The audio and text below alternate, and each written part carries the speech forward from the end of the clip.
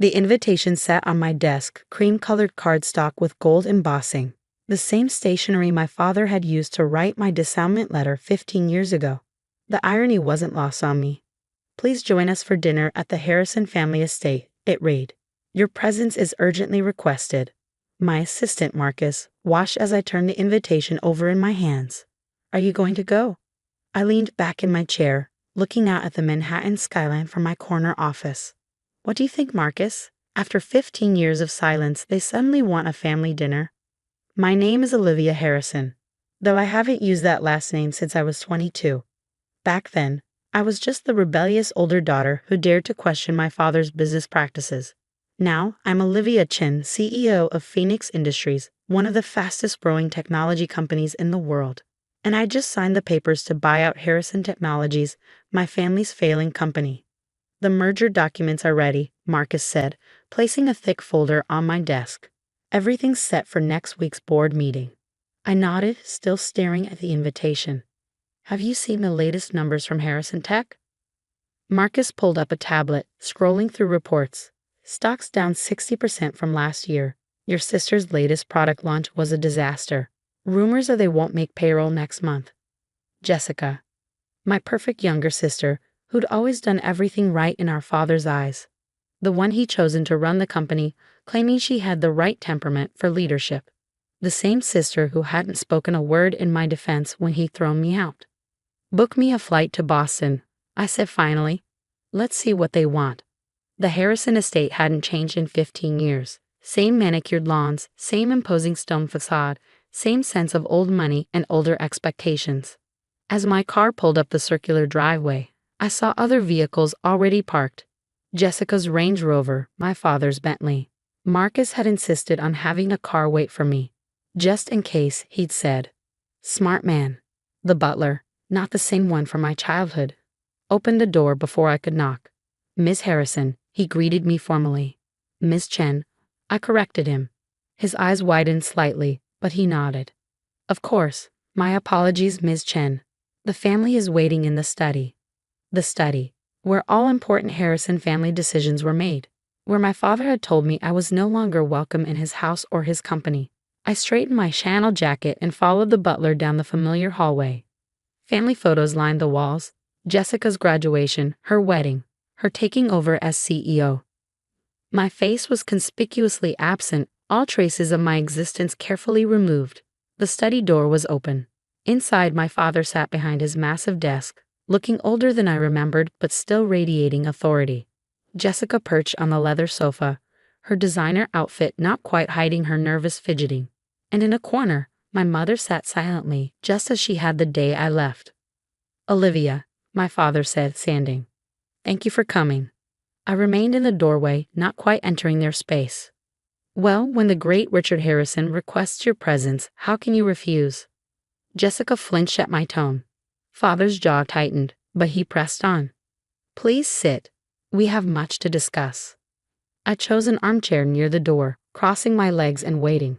The silence stretched uncomfortably. Finally, my father spoke. "We're aware of your success in recent years."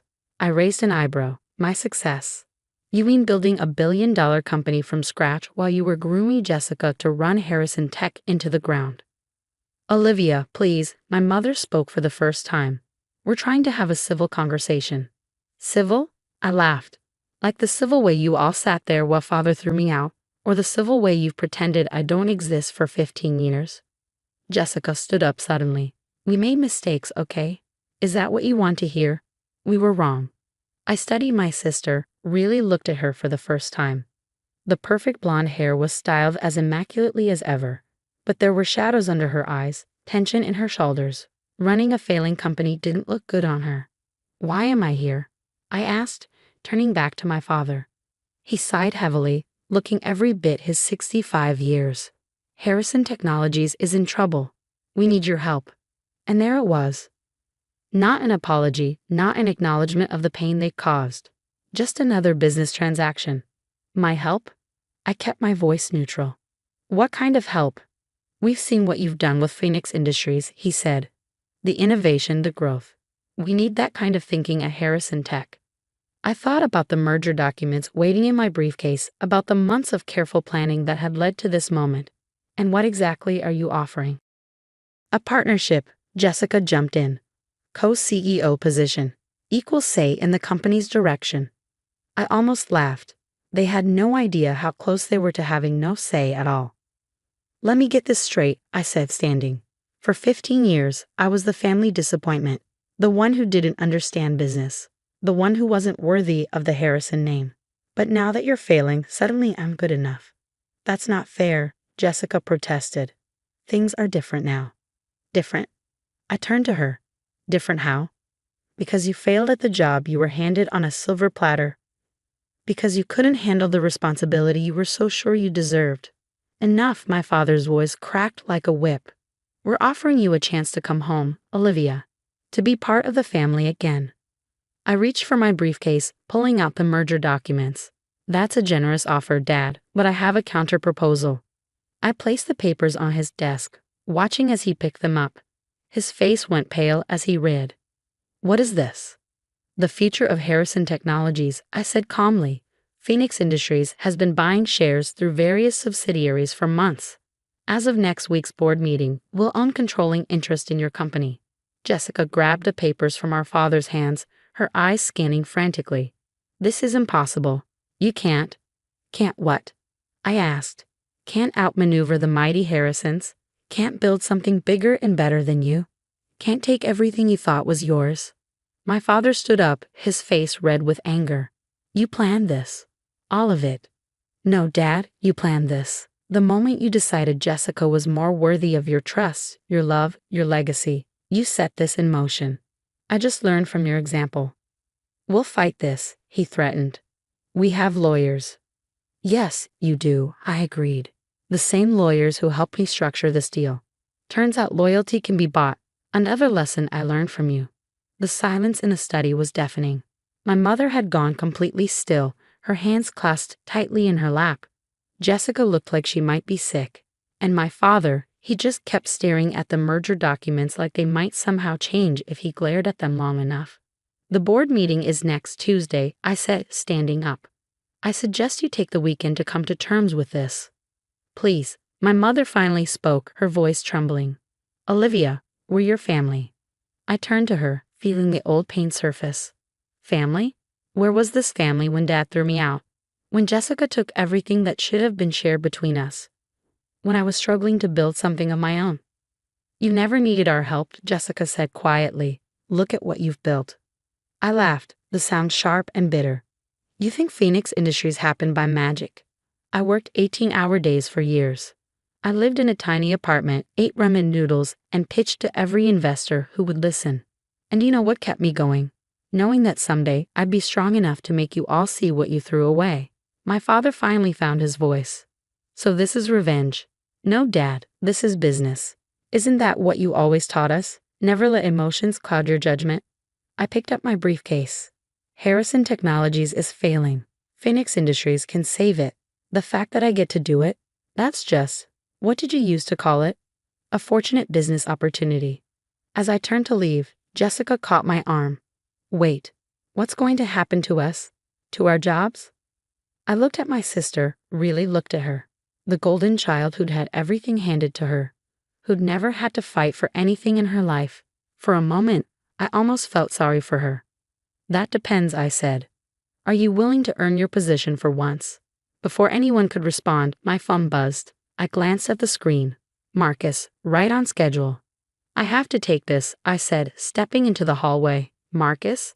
How did the board calls go? Better than expected, he reported. Most of them are already on board with the merger. They've seen the numbers. They know Harrison Tech can't survive without outside intervention. Good. And the press release? Ready to go after Tuesday's meeting. The business papers are already speculating about a possible buyout. Your father's mismanagement and Jessica's failed product launches have made it an easy sell. I ended the call and turned to find my mother standing in the doorway. You've thought of everything, haven't you? She asked softly. I had to, I replied. You all taught me that nothing less than perfection was acceptable. She flinched. We were wrong, Olivia. About so many things. Yes, you were. Is there any way to fix this? I studied her face, the same face that had watched silently as my father destroyed my life 15 years ago. Fix what, Mom? The company? The family? Some things can't be fixed. They can only be rebuilt, and rebuilding requires change.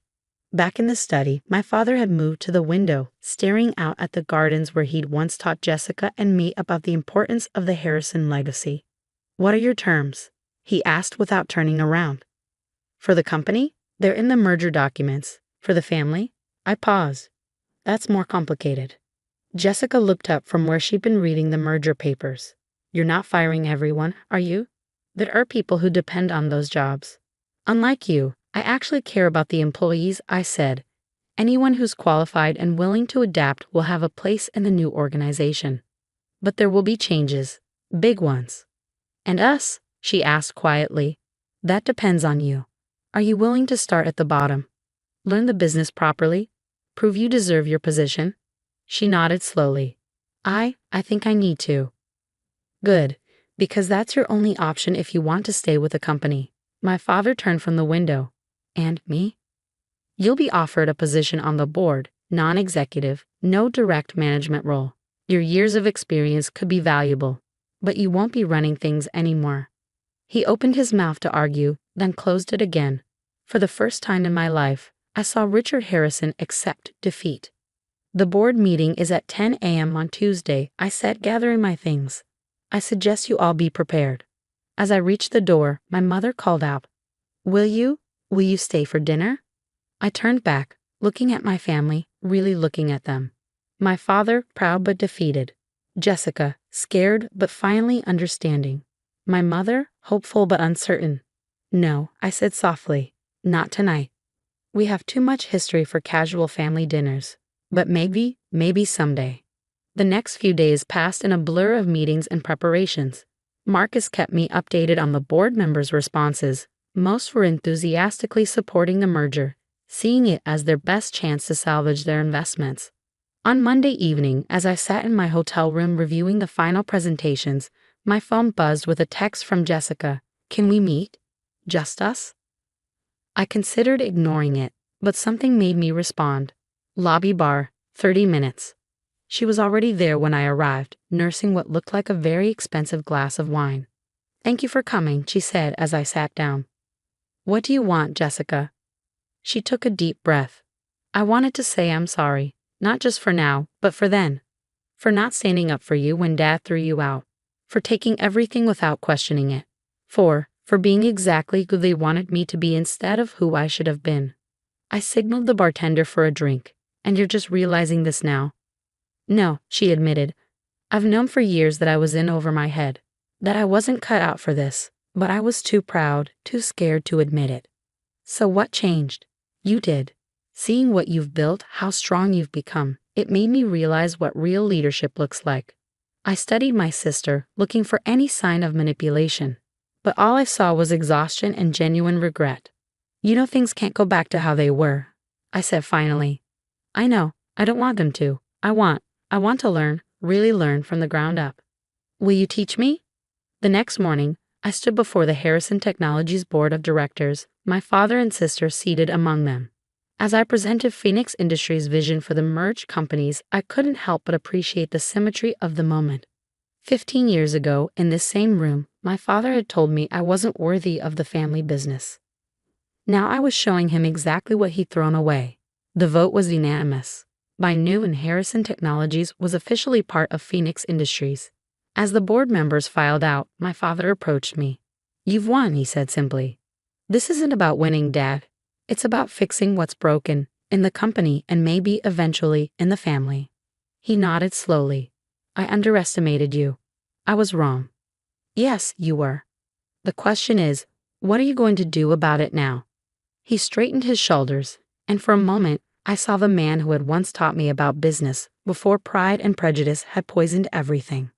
I'm going to watch my daughter run the company I should have trusted her with 15 years ago, he said, if she'll let me. It wasn't an apology, not really, but it was a start. 6 months later, I sat in what had once been my father's office, now my secondary workspace when I was in Boston. Jessica was presenting her analysis of a potential new product line, work she'd done from the ground up, starting as a junior analyst. The market research suggests a strong demand, she concluded, but we need to address these production challenges. I watched my sister confidently handle questions from the team, showing a grasp of details she'd never bothered with before. She was learning, growing, becoming the businesswoman she could have been years ago if she hadn't been handed everything too easily. After the meeting, she lingered behind. That went well, right? It did, I agreed. You've come a long way in 6 months. Thanks to you, she said quietly, for giving me a chance I probably didn't deserve. Everyone deserves a chance to prove themselves, Jessica. Even spoiled little sisters who take 15 years to grow up. She laughed, a real laugh, not the artificial one she perfected for society parties. Mom asked me to remind you about Sunday dinner. I've been to exactly 2 family dinners in the past 6 months. They were still awkward, still heavy with unspoken words and lingering hurt. But they were also something else, a beginning. Tell her maybe, I said. I have a lot of work to do. You always have a lot of work to do, Jessica pointed out. But maybe that's not all there is to life. Maybe sometimes family dinner is just family dinner. I looked at my sister, really looked at her. The entitled princess was gone, replaced by someone more real, more substantial. Maybe, I agreed. We'll see. Later that evening, as I worked late in the office, I found myself looking at an old photo I kept in my desk. Me and Jessica as children, before expectations and favoritism had torn us apart. We were smiling, arms around each other, unaware of the years of pain and separation ahead. My phone buzzed. A text from Marcus. Board reports show Key 3 profits up 40% since merger. Harrison Tech Division exceeding all projections. I smiled, thinking about how far we'd all come. My father was learning to be a board member instead of a dictator. Jessica was earning her place instead of expecting it. Even my mother was finding her voice, slowly but surely. And me? I was learning that sometimes the best revenge isn't revenge at all. Sometimes it's showing people exactly what they missed out on, and then maybe giving them a chance to make it right. I picked up my phone and texted Jessica, "Tell Mom I'll be there Sunday, but I'm not staying long." Her reply came quickly. "Long enough for dessert? She's making your favorite chocolate cake." I thought about our mother, trying so hard to rebuild bridges with chocolate cake and Sunday dinners. About my father, swallowing his pride to learn from the daughter he'd once dismissed. About Jessica, working her way up from the bottom with no complaints. Fine, I texted back, but only because of the cake. Some might say I'd won. I had the company, the success, the vindication. But sitting there, looking at that old photo and thinking about Sunday dinner, I realized something important. Sometimes the greatest victory isn't in defeating your enemies, but in giving them the chance to become something better, even if it takes 15 years and a corporate takeover to get there.